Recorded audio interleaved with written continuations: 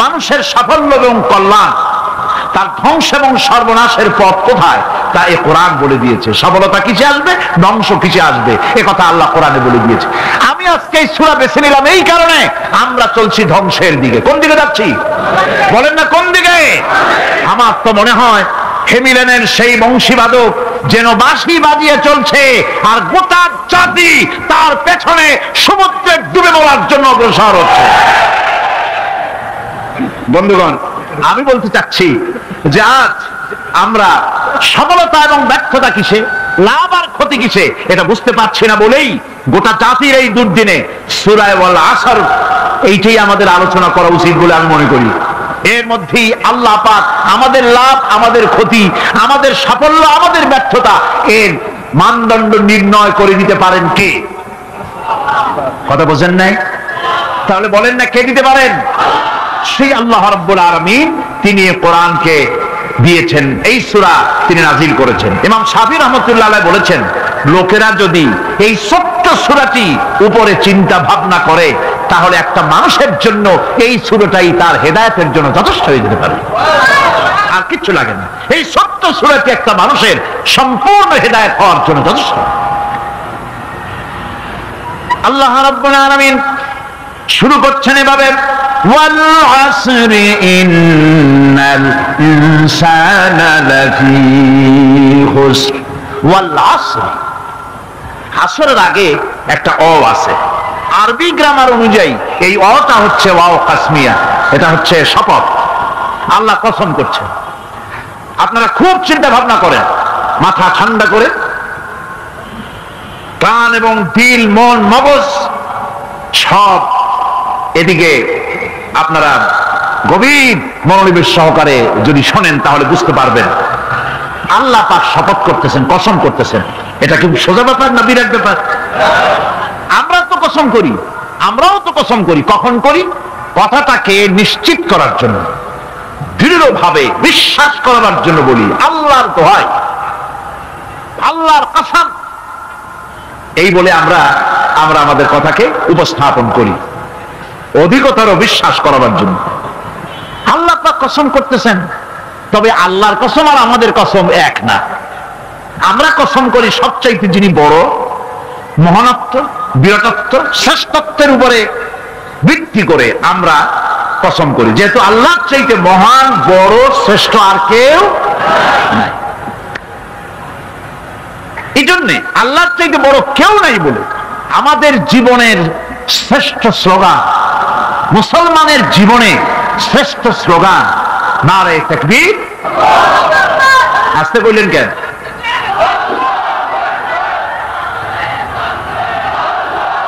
আল্লাহ হচ্ছেন বড়, তার থেকে বড় কেউ। আমি চিন্তা করি মাঝে মধ্যে, কিছু মনে নেবেন না, আমি মাঝে মধ্যে চিন্তা করি যে সমস্ত রাজনৈতিক দলের লোকেরা মুসলমান, আর রাজনৈতিক মতপার্থক্য থাকতেই পারে, যে কোনো দল করতেই পারে, কিন্তু এমন রাজনৈতিক দল আমি কেন করব মুসলমান হয়ে, যেই রাজনৈতিক দলের মিছিলে আর মিটিং এ আল্লাহু আকবার স্লোগান দেওয়া যাবে না? কারণ হচ্ছে, আমি যখন দুনিয়া এসেছিলাম, আপনি যখন দুনিয়া এসেছিলেন, আপনার আমার কানে কি শোনানো হয়েছে? কন্ত আযান শোনানো হয়েছে। দুনিয়া এসে আমি প্রথম কি শুনেছি? আল্লাহু আকবার, এটাই শুনেছি। আযানের প্রথম শব্দ কি? নামাজের প্রথম শব্দ কি?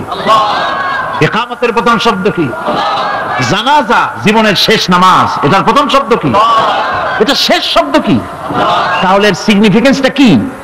এর অর্থটা হচ্ছে, আমার জন্ম থেকে মৃত্যু পর্যন্ত জীবনের সকল ক্ষেত্রে আমাকে বলতে হবে, স্বীকার করতে হবে, মানতে হবে, নিতান্ত গোলামের মতো মানতে হবে আল্লাহু আকবার, আল্লাহর চাইতে শ্রেষ্ঠ কেউ।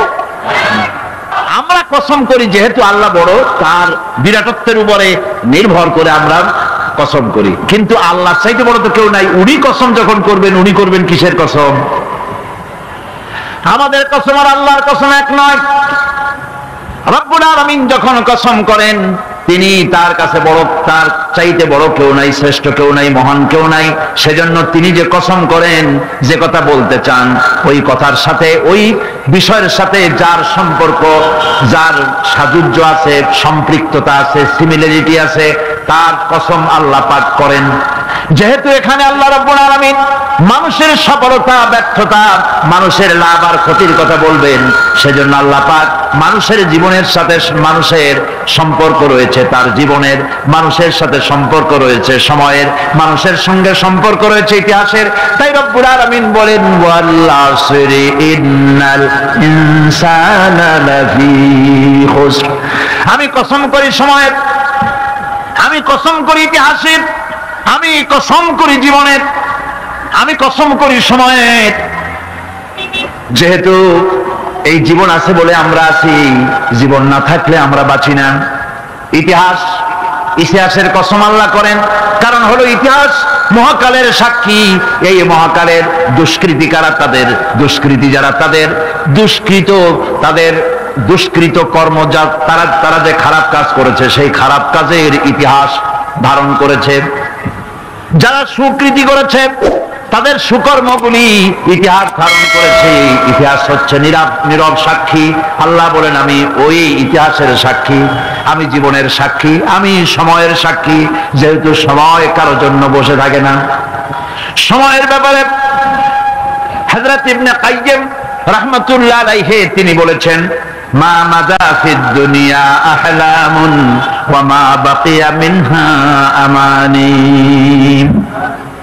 মা মাযা ফিদ দুনিয়া আহলামুন, আমি আমার জীবনের যে অংশ ফেলে এসেছি এটা আমার স্বপ্ন। ওয়া মা বাকিয়া মিনহা আমানি, আর যেটা আমার সামনে জীবন বাকি আছে ওটা হচ্ছে আমার আকাঙ্ক্ষা। ওয়াল ওয়াক্তু বাইনাহুমা দায়ুন, আর এর মাঝখান থেকে সময় চলে যাচ্ছে। সময় আমার জন্য বসে নেই, সময় চলে যাচ্ছে। এই পৃথিবীতে আসার পর আমাদের হায়াত তো বাড়ছে না, বরং হায়াত প্রতি মুহূর্তে কি হচ্ছে? লোকেরা বলে হায়াত বাড়ে, হায়াত তো বাড়ে না। হায়াত কি হয়? জন্মের পরের থেকে আমার জন্য রিজার্ভ আছে যতটুকু, 50 বছর বাঁচবো, 60 বছর বাঁচবো, যতটুকু হায়াত আমার জন্য নির্ধারিত করা আছে, নির্ধারণ করা আছে, প্রতিদিন একদিন একদিন করে কমে যেতেছে। এজন্য আমি বলি, আমার বাড়িতে যে ঘড়িটা আছে, এই ঘড়িটা বেলা 1টার সময় ঢং করে একটা আওয়াজ দেয়, শ্রোতাকে শুনিয়ে দেয়, বাড়িওয়ালা তোমার জীবনের মূল্যবান হায়াত থেকে 1 ঘন্টা কমায়া দিলাম। 2টার সময় 2টা ঘন্টা লাগায় শোনায় দিল, বান্দারে তোমার জীবনের মূল্যবান সময় থেকে 2টি ঘন্টা কমে গেল। এমনি করে দিন গেল, মাস গেল, বছর গেল, আমাদের হুঁশ হলো না। সময় চলে গেল তাস খেলে খেলে, সময় চলে গেল আমাদের খেলাধুলা করে, শয়তানি বদমাশি করে। সময় কতটুকু পেলাম? কিয়ামতের দিন, বিচারের দিনটা যেটা হবে, আল্লাহ রাব্বুল আলামিন বলেন বিচারের দিনটাই লম্বা হবে 50 আলফা সানা মিম্মা তাউদ্দুন। বিচারের দিনটা লম্বা হবে কত বছর? 50,000 বছর। কত বছর? দুনিয়ায় যেভাবে তুমি হিসাব করো, দুনিয়ার গণনা অনুযায়ী হাসরের বিচারের দিনটা হবে 50,000 বছরের মতো লম্বা। এক কিতাবে দেখেছি, তিনি লিখেছেন হিসাব করে, কিয়ামতের ওই দিনটার হিসাবে 50,000 বছর একটা দিন লম্বা। ওই হিসাবে পৃথিবীতে যারা 60 বছর বাঁচলো, সেজন্য আখিরাতে 2 মিনিট দুনিয়ায় বাঁচলো। চিন্তা করেছে? মাত্র 2 মিনিট। 60 বছর যারা হায়াত পেল, 2 মিনিট বাঁচলো। এই 2 মিনিটের জন্য কত হাঙ্গামা, কত মারধর, কত সন্ত্রাস, ক্ষমতার জন্য লড়াই, ধ্যান করেনগে ত্যান করেনগে, লাঠিকে আমদার মুগুর ভরেনগে, শক্তির ঠেলায় অস্থির। আমার বন্ধুগণ, সময় চলে যাচ্ছে স্রোতের মতো করে, কারোর জন্য সময় অপেক্ষা করতেছে না। আমাদের মৃত্যু প্রতি মুহূর্তে কাছে চলে আসতেছে। এই জন্য শায়ের বলেছেন, আগাহ আপনে মৌত সে কোই বশর নেহি, আগাহ আপনে মৌত সে कोई बशर नहीं, सामा 100 बरस के हैं पल की खबर नहीं। মৃত্যু সম্পর্কে আমাদের কারো জানা নাই, যে কোনো মুহূর্তে মৃত্যু আমাদের কাছে এসে যেতে পারে। মৃত্যু সম্পর্কে কিছুই জানা নাই, অথচ প্রতি মুহূর্তে আমরা মৃত্যুর দিকে এগিয়ে চলছি। মাল সামান 100 বছর কি ধরে খাবো তাও জমা করে রেখেছি, কিন্তু এক মুহূর্তের খবর নাই। মাহফিলে এসেছি, বাড়ি যেতে পারবো নিশ্চয়তা নাই। আছে? বলেন আছে? আপনি বাড়ি যাও ভালো, বসেছেন, দাঁড়াতে পারবেন, এই নিশ্চয়তা আছে? নাই। সুতরাং যে সময়ের উপরে কসম করে মূলত সময়ের অপরিসীম গুরুত্ব সম্পর্কে আল্লাহ পাক মানুষকে বুঝাই দিতেছেন। সময়ের দাম দাও। আমাদের সময় চলে যায় গান শুনতে শুনতে, আশ্চর্য মলম বিক্রি করা দেখতে দেখতে, তাস পাশা খেলতে খেলতে সময় চলে যায়, কেউ খেয়াল করে না। সময় বলতে অতীত কালও হতে পারে, আবার বর্তমানও হতে পারে। আর বর্তমান কাল কোনো কালই না, বর্তমান কাল কোনো কাল নয়। প্রতি মুহূর্তে ভবিষ্যৎ এসে বর্তমান হয়, আর প্রতি মুহূর্তে বর্তমান কি হয়? অতীত হয়ে যায়। বর্তমান কাল বলে কোনো কাল না, প্রতি মুহূর্তে অতীত হয়ে যাচ্ছে। এই যে আমি মাহফিলে বসছিলাম প্রথম এসে, ওইটা কি এখনো বর্তমান আছে? এই যে বর্তমান কথা বলছি, এটা অতীত হয়ে যাচ্ছে। সুতরাং বর্তমান কাল নাই। আল্লাহ পাক ওয়াল আসরের সময়ের কসম করে বলছেন। যদি আমরা চিন্তা ভাবনা করি তাহলে আমরা লক্ষ্য করব আমাদের আসল মূলধন সময়। আসল মূলধন কি? জীবনের আসল মূলধন কি? সময়। ইমাম রাজি রহমতুল্লাহ আলাইহি এই পর্যায়ে এক বুজুর্গের ব্যক্তির কথা তিনি আলোচনা করেছেন। তিনি বলেছেন যে একটা লোক, তিনি সূরা ওয়াল আসর এর ব্যাখ্যা তিনি বুঝতেছিলেন। ব্যাখ্যাটা এই মাথার মধ্যে ঘুরপাক খাচ্ছিল, ব্যাখ্যাটা। একবার তিনি বাজারে ঢুকলেন, তারপরে তিনি শুনতে পেলেন বাজারের এক প্রান্ত থেকে একজন চিল্লায় বলতেছে, সেই ব্যক্তির উপরে রহম করো যার পুঁজি গলে যায়, সেই ব্যক্তির উপরে রহম করো যার পুঁজি গলে যায়। উনি চিন্তা করেন পুঁজি এবার গলে কেমন? উনি দৌড়ে গেলেন, যায় দেখেন যে যেটা চিল্লাচ্ছে সে হচ্ছে বরফ বিক্রেতা। কি বিক্রেতা? বরফ আইস। এখন এই বরফ বিক্রেতা সে চিল্লায় বলতেছে, সেই ব্যক্তির পরে রহম করো যার পুঁজি কি গলে যায়। সূর্যের তাপ বাড়তেছে আর বরফ গলে যাচ্ছে। সে বুঝাতে চাচ্ছে যে আমার এই বরফটা জমাট থাকা অবস্থায় তোমরা কেউ কেনো, যেহেতু আমার পুঁজি এর মধ্যে আমি ইনভেস্ট করেছি।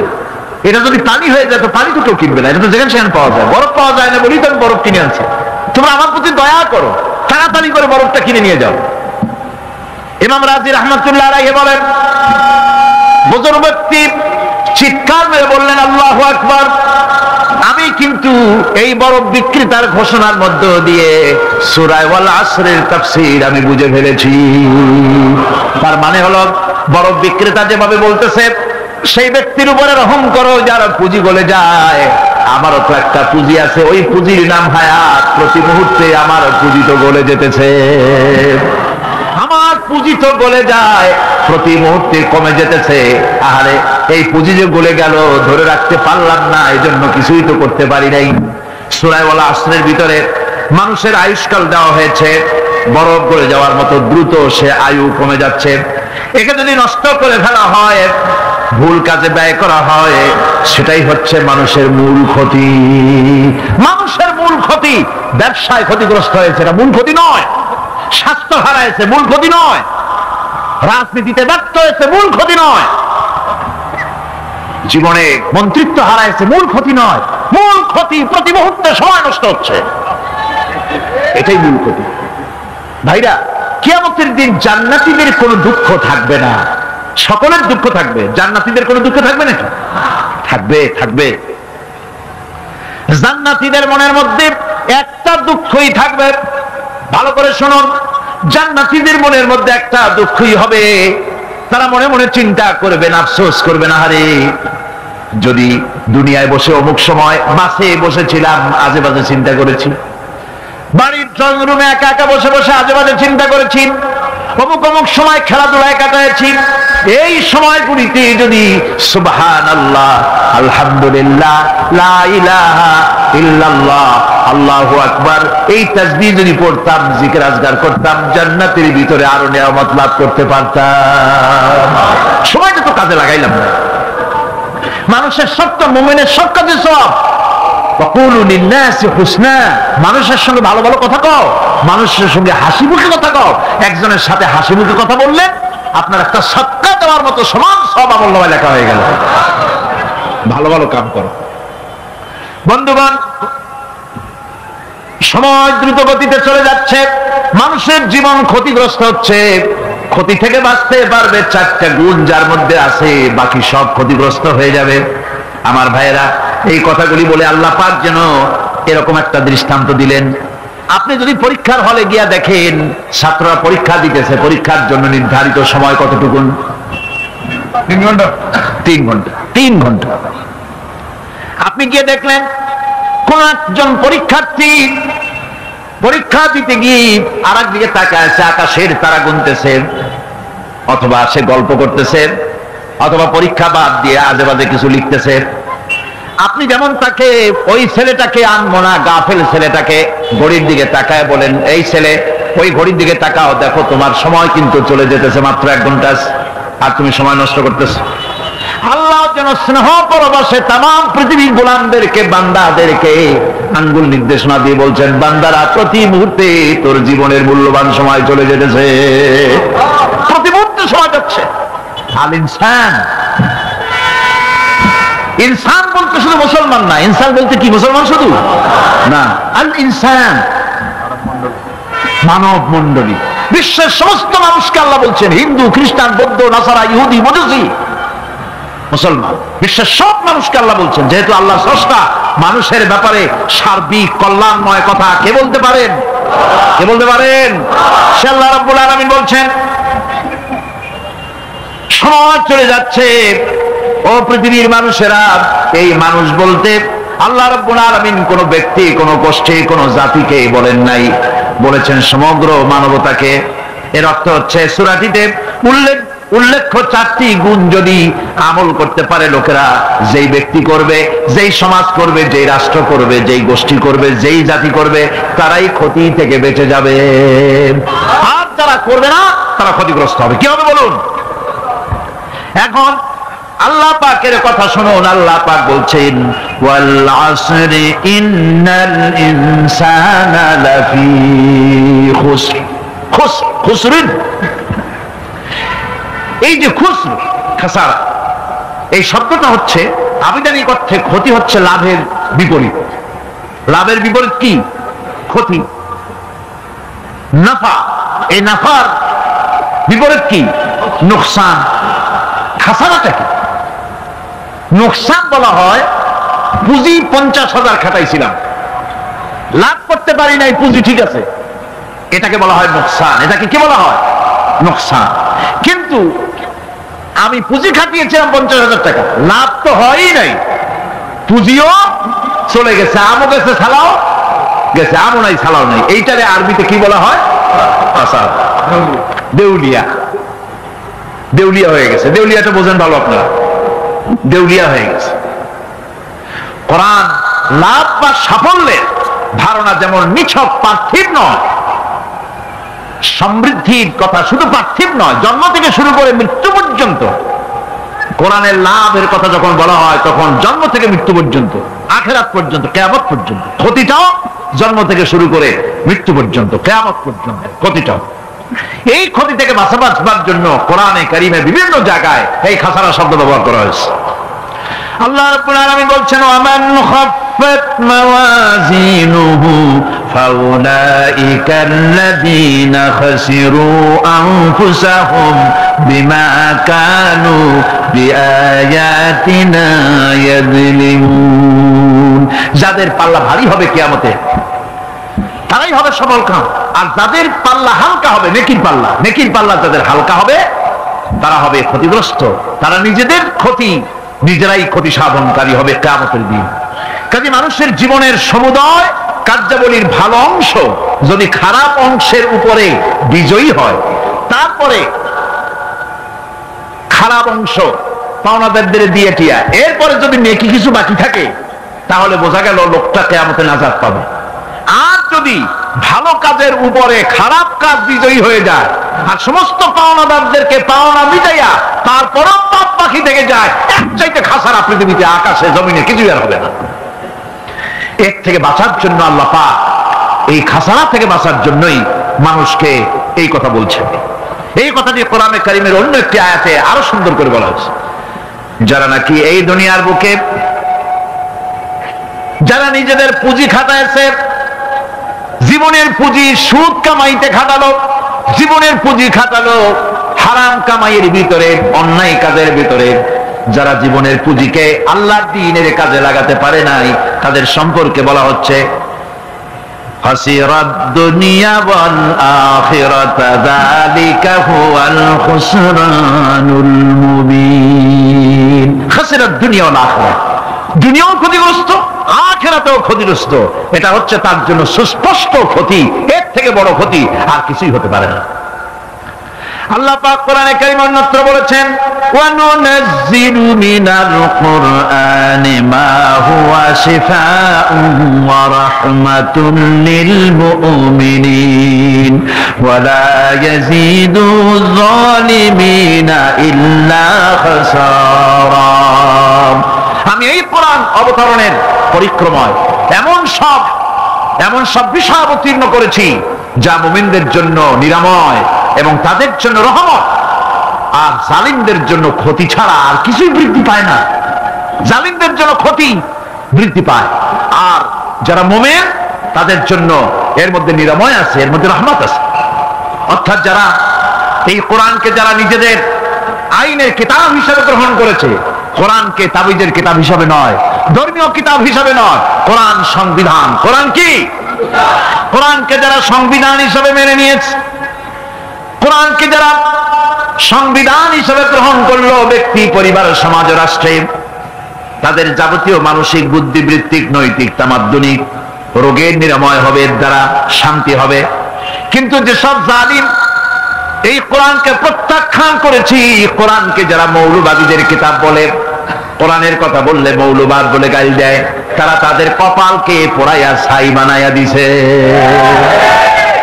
তাদের কপাল ভস্মীভূত করে দিয়েছে। আমার দেশে, এই দেশটা কি মুসলমান বেশি না অন্য জাতি বেশি? কোন জোরে কোন?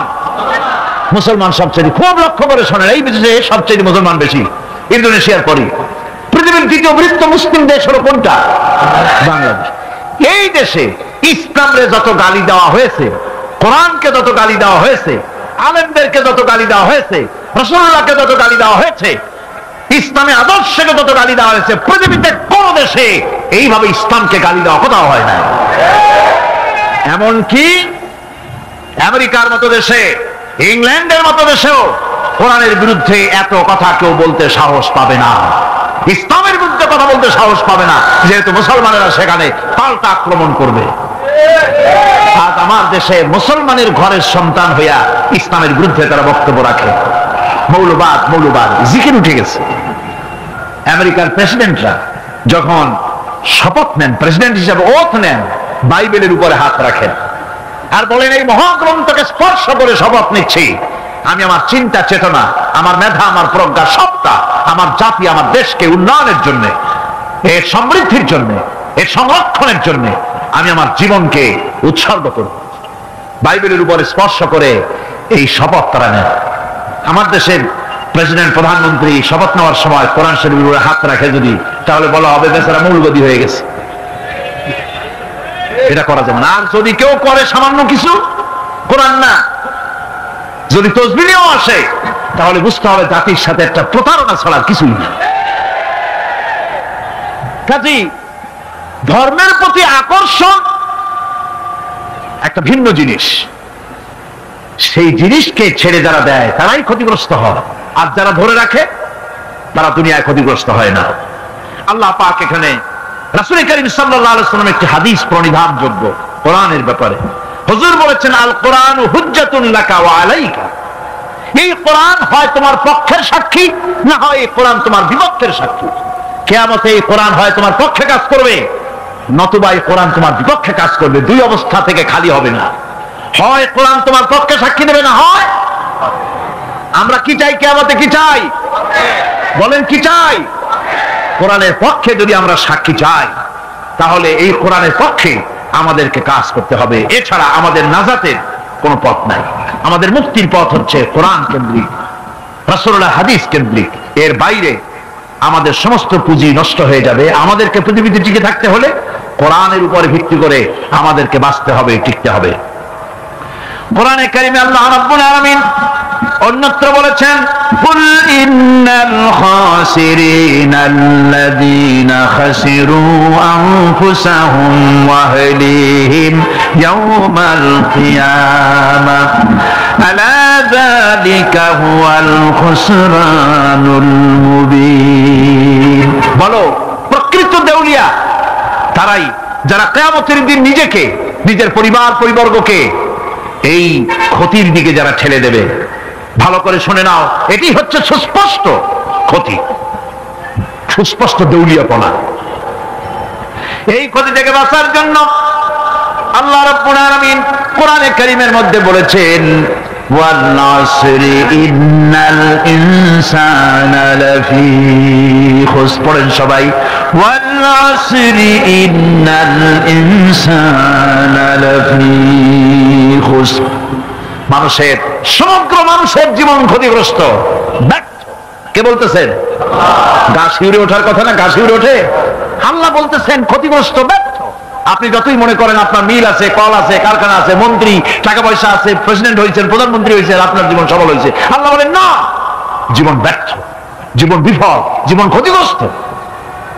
তামাম পৃথিবী, সমস্ত মানুষ ক্ষতিগ্রস্ত, ব্যর্থ। 4টা কাজ করলে সফল হবে। কয়টা কাজ? জোরে বলেন, কয়টা কাজ?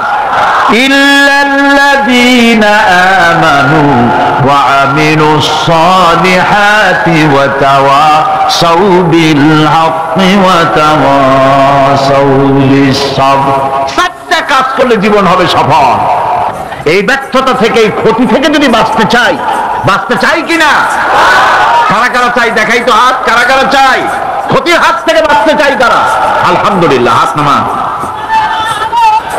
ক্ষতির হাত থেকে যারা বাঁচতে চান, আল্লাহ রাব্বুল আলামিন তাদের জন্য ফর্মুলা পেশ করেছেন, ইল্লাল্লাযীনা আমানু ওয়া আমিলুস সালিহাতি ওয়া তাওয়াসাউ বিল হাক্কি ওয়া তাওয়াসাউ বিস সাবর। আল্লাহ পাক বলেন 4টি কাজ করলে জীবন সফল হয়ে যাবে। কয়টা কাজ? 4টা কাজ করলে জীবনটা সফল হয়ে যাবে। 1 নম্বরে ঈমান। 1 নম্বরে কি? এটাই হচ্ছে ফাউন্ডেশন। ক্ষতি থেকে বাঁচার জন্য প্রথম যে গুণটি, সেটি নাম হচ্ছে ঈমান। ইসলামে ঈমানের স্থান সর্বপ্রথম, তারপরে হচ্ছে ইসলাম। ঈমান আগে, তারপরে কি? ইসলাম। ইসলাম হচ্ছে বীজ, ঈমান হচ্ছে বীজ, আর ইসলাম হচ্ছে চারা, গাছ। এটা হচ্ছে ভিত্তি। এই ভিত্তিকে সর্বপ্রথম মজবুত করতে হবে। ঈমানের ভিত্তি, ঈমানের ভিত্তি দুনিয়ায় ঈমানের আহ্বান জানাবার জন্যই আল্লাহ রাব্বুল আলামিন সমস্ত নবী এবং রাসূলদেরকে পৃথিবীতে পাঠিয়েছেন ঈমানের আহ্বানের জন্য। দুনিয়ার সমস্ত নবীদের দাওয়াত ছিল ঈমানের দাওয়াত। কিসের দাওয়াত? এই ঈমানের দাবিটা আসছে, দাওয়াতটা এসেছে আল্লাহর কাছ থেকে। কার কাছ থেকে? দেখুন, পৃথিবীর ভিতরে কোন নবীদের কথার সাথে আরেকজন নবীর কথার কোন বৈপরীত্য হয় নাই। সমস্ত নবীদের কথা একরকম ছিল। কয় রকম? একজন নবীর সঙ্গে তার বক্তব্যের সাথে আরেকজন নবীর বক্তব্যের কোন গুণগত মৌলিক কোন পার্থক্য ঘটে নাই, অসঙ্গতি হয় নাই। কারণ নবীরা, আম্বিয়া আলাইহিমুস সালাম, নিজেরা বানিয়ে কথা রচনা করে তারা মানুষের সামনে পেশ করে নাই। সমস্ত নবীদের কাছে যত দাওয়াত এসেছে, একটা অফিস থেকে এসেছে। সে অফিসটা হচ্ছে কার? আল্লাহ রাব্বুল আলামিনের। তাই দুনিয়ার সমস্ত পয়গম্বরদের দাওয়াত ছিল না ইলাহা ইল্লাল্লাহ, লা ইলাহা ইল্লাল্লাহ, লা ইলাহা, লা ইলাহা ইল্লাল্লাহু মুহাম্মাদুর রাসূলুল্লাহ। এটাই ছিল সমস্ত নবীদের দাওয়াত। কোরআনে কারীম তার ধারক এবং বাহক সম্পর্কে বলে যে তিনি যে দাওয়াত দিয়েছেন সে দাওয়াতটা হলো ঈমানের দাওয়াত। আমাদের নবী তিনি এসে যে দাওয়াত দিয়েছেন সে দাওয়াতটা কিসের? কোরআনে কারীম বলছি রব্বানা ইন্নানা সামি'না মুনাদিয়ান ইউনাদি লিল ঈমান। হে আমাদের রব, নিশ্চয়ই আমরা এমন একজন আহ্বায়কের আহ্বান শুনেছি যিনি আমাদেরকে ঈমানের দাওয়াত দিয়েছেন। এমন কোন পয়গম্বর নাই দুনিয়ায় যিনি ঈমানের দাওয়াত দেন নাই। সকলেই ঈমানের দাওয়াত মানুষের সামনে, বিশ্ববাসীর সামনে পেশ করেছেন। কোরআনে হাকিম স্পষ্ট একটা সীমারেখা দুনিয়ার মানুষের সামনে পেশ করে পৃথিবীর মানুষগুলিকে দুটি শ্রেণীতে বিভক্ত করে দিয়েছে। একটি হচ্ছে ঈমান পোষণকারী, আরেকটি হচ্ছে অবিশ্বাসী। একটা ঈমান পোষণকারী আর একটা অবিশ্বাসী। ঈমান পোষণকারীরা সত্যশ্রয়ী, তারা হচ্ছে জ্ঞান এবং নূরের সম্পদে সমৃদ্ধ। আর দ্বিতীয় দলটি হচ্ছে কাফের, জালিম, মূর্খ। তারা হেদায়েতের রাস্তা তাদের জন্য অবরুদ্ধ। কোরআনে কারীম এই দুইটি দল সম্পর্কে উল্লেখ করতেছেন মাসালুল ফারিকাইনি কাল আ'মা ওয়াল আসাম্মি ওয়াল বাসীরি ওয়াস সামি' হাল ইয়াস্তাবিয়ানি মাসালান আফালা। কোরআন শরীফ বলছে হাল ইয়াস্তাবিয়ানি মাসালান আফালা তাযাক্কারুন। দুইটি শ্রেণীতে আল্লাহ পাক ভাগ করে দিয়েছেন। একটা শ্রেণী হচ্ছে অন্ধ, বোবা, বধির। আরেকটি যারা শুনতে পায়, চোখে দেখতে পায়। এই দুটি কখনো এক নয়, সমান নয়। এই দুটির রাস্তা আলাদা। কাফেরের রাস্তা আর ঈমানদারদের রাস্তা সম্পূর্ণ ভিন্ন। আল্লাহ রাব্বুল আলামিন ঈমান এবং কুফরের পার্থক্য বলে দেওয়ার জন্য গোটা মানব জাতির মধ্যে স্পষ্ট করে বলেছেন লা ইকরাহা ফিদ-দীন ক্বাদ তাবায়্যানার রুশদু মিনাল গায়্। দ্বীনের ব্যাপারে জোর জবরদস্তি নেই। এখানে হেদায়েতের পথ এবং গোমরাহি, হেদায়েতকে গোমরাহির পথ থেকে সম্পূর্ণ আলাদা করে দেওয়া হয়েছে। লা ইকরাহা ফিদ-দীন, দ্বীনের ব্যাপারে কোনো জোর জবরদস্তি নেই। যারা ধর্মনিরপেক্ষবাদী তারা এই আয়াতটাকে নিজেদের মতবাদকে প্রতিষ্ঠার লক্ষ্যে অনেক সময় কাজে লাগায়। দুটি আয়াতকে তারা বেশি ব্যবহার করে। একটা হচ্ছে লাকুম দীনুকুম ওয়ালিয়া দীন, আর একটা হচ্ছে লা ইকরাহা ফিদ-দীন। এই দুইটি আয়াতকে ধর্মনিরপেক্ষবাদীরা ব্যবহার করে। এই দুটির কোনটি তাদের আদর্শকে বোঝাবার লক্ষ্যে ব্যবহারের কোনো সুযোগ নাই। লা ইকরাহা ফিদ-দীন, ধর্মের ব্যাপারে কোনো বাড়াবাড়ি নাই, জোর জবরদস্তি নাই। এ কথা বলা হয়েছে এই কারণে যে কোন বিধর্মীকে, অমুসলিমকে ভয় দেখিয়ে, লোভ দেখিয়ে অথবা কোন ক্রমে কোন প্রকার চাপ সৃষ্টি করে তাকে মুসলমান বানানো যাবে না। এমনকি সূরা তওবার মধ্যে এসেছে যুদ্ধ চলাকালীন সময়, জিহাদ চলাকালীন সময় কোন অমুসলিম যদি ইসলাম জানার জন্য তোমাদের তাঁবুতে আসে তাহলে তুমি তাকে ইসলাম বুঝাও।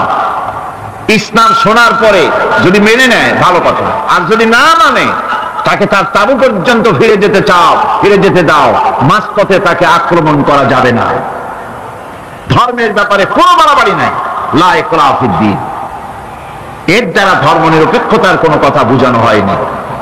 আর লাকুম দীনুকুম ওয়ালিয়া দীন, এটা ছিল কাফেরদের সেই বক্তব্যের প্রেক্ষিতে যেখানে কাফেরেরা বলেছিল মুহাম্মদ সাল্লাল্লাহু আলাইহি ওয়াসাল্লাম আসুন আমরা এক কাজ করি, সেটা হলো ধর্ম নিয়ে আমাদের মধ্যে যে বাকবিতণ্ডা হচ্ছে আমরা ধর্মকে 50-50 ভাগ করে দিই। কিছুদিন আমরা গিয়া আপনার আল্লাহরে সেজদা দেই, আর কিছুদিন আপনারা আমাদের মূর্তিগুলিকে প্রণাম করুন। এই প্রস্তাব যখন রাখল, আল্লাহ রাব্বুল আলামিন সূরা কাফিরুন অবতীর্ণ করে দিলেন, কুল ইয়া আইয়ুহাল কাফিরুন লা আ'বুদু মা তা'বুদুন। হে কাফেরেরা, হে অবিশ্বাসীরা, নবী আপনি বলুন, হে অবিশ্বাসীরা, তোমরা যার ইবাদত করো আমরা তার ইবাদত করি না, আবার আমরা যার ইবাদত করি তোমরাও তার ইবাদত করো না। সুতরাং লাকুম দীনুকুম ওয়ালিয়া দীন, সুতরাং তোমাদের দিন তোমাদের জন্য, আমাদের দিন আমাদের জন্য। এখানে নিরপেক্ষতার কথা বলা হয় না, এখানে পক্ষের কথা বলা হয়েছে। কিসের পক্ষ? ধর্মের পক্ষ। কিসের পক্ষ? হিন্দু, খ্রিস্টান, বৌদ্ধ, তোমরা তোমাদের ধর্মের পক্ষে থাকো। মুসলমান, তোমরা তোমাদের ধর্মের পক্ষে থাকো। ধর্মের ব্যাপারে নিরপেক্ষ হওয়ার কোন সুযোগ নাই। আছে নাকি সুযোগ?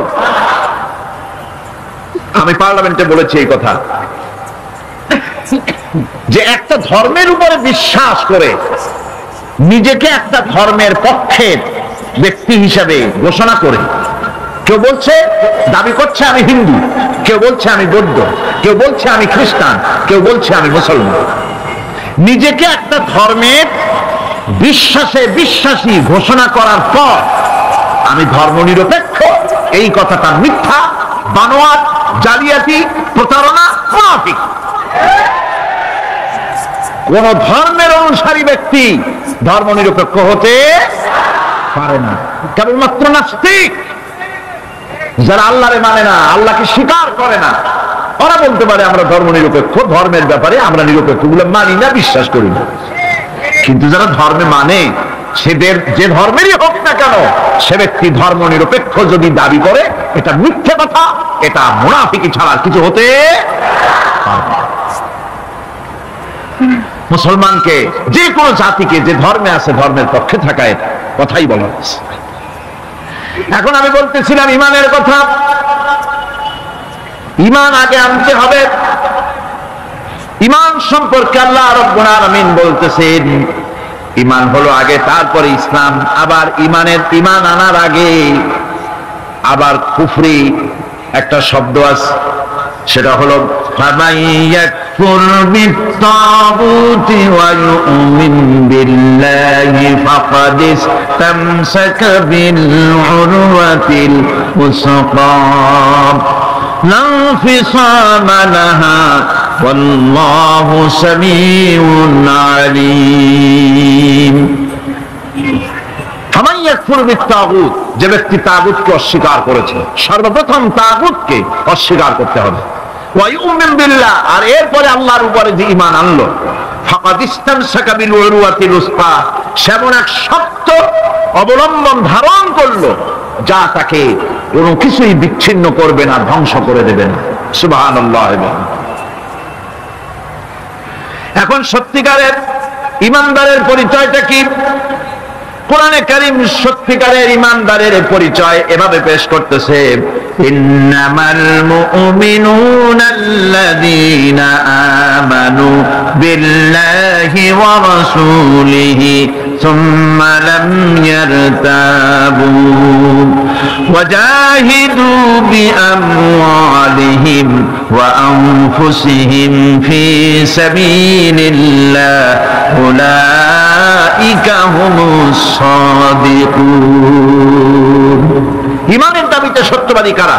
ইন্নামাল মুমিনুনা আল্লাযীনা আমানু বিল্লাহি ওয়া রাসূলিহি, সত্যিকারের মুমিন তো তারা যারা নাকি ঈমান এনেছে আল্লাহর উপর এবং রাসূলের উপরে। এই ঈমান আনার পর সুম্মা লাম ইয়ারতাবু, এরপরে কোন সন্দেহে সে নিপতিত হয় নাই, কোন সন্দেহ তার মনের মধ্যে জায়গা পায় নাই, আর সে আল্লাহর রাস্তায় জিহাদ করেছে মাল দিয়ে, জান দিয়ে। উলাইকা হুমুস সাদিকুন, এরাই হলো ঈমানের দাবিতে সত্যবাদী। সুম্মা লাম ইয়ারতাবু, অথবা এক বিন্দু সন্দেহ মনের মধ্যে জায়গা দেয় নাই, অর্থাৎ ঈমান আনছি কার উপরে? আল্লাহর উপরে। কার উপরে? আর তার রাসূলের উপরে, আল্লাহ এবং রাসূলের উপরে ঈমান আনার পর যারা আল্লাহ এবং রাসূলের বিধান জীবনের সকল ক্ষেত্রে মানতে পারে নাই, তারাই সন্দেহে নিপতিত হয়েছে। কথা বুঝতে পেরেছেন? তাদের সন্দেহ এই কোরআন মানুষের জীবন, তার সম্পদ, তার রাজনীতি, তার অর্থনীতি পরিচালনা করতে পারে না। সেই জন্য ধর্মের ব্যাপারে কোরআন মানি, ধর্মের ব্যাপারে নামাজ আর রোজা মানি, কিন্তু রাজনীতিতে ধর্ম মানি না। এটাই হলো সন্দেহ। এটাই কি সন্দেহ, অবিশ্বাস।